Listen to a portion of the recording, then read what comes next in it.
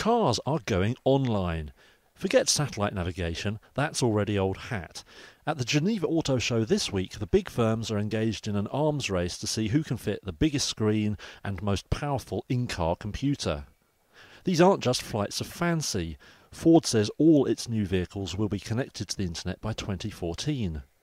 Volkswagen is more cautious on the time frame, but already has some internet-connected cars. Electronics director Volkmar Tanneberger says the next step is to break down the barriers between phone and car. Technologies in focus. One's connecting the infotainment system in the car with the internet, and the second focus is to connect mobile devices to our infotainment system and to make all the information and all the data from your mobile devices available with your infotainment systems.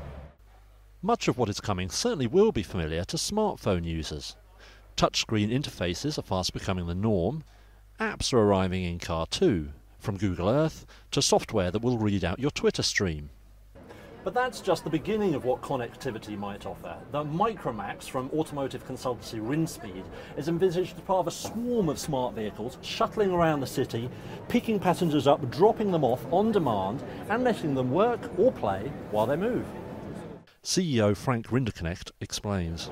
The connectivity for the Micromax is very important because we think of an urban swarm, meaning there are many Micromaxes driving around and you jump from one car to the other one depending on your route, so you're much quicker, more efficient than, for example, with public transportation or your own car.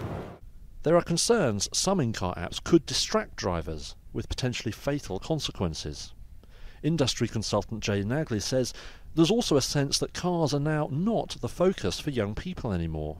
Ford think that having the best technology will be a way of making their car sexy. What worries car manufacturers, especially ones based in America and Japan, is that young people see cars as receptacles in which to put their interesting stuff. They don't see the cars as interesting anymore.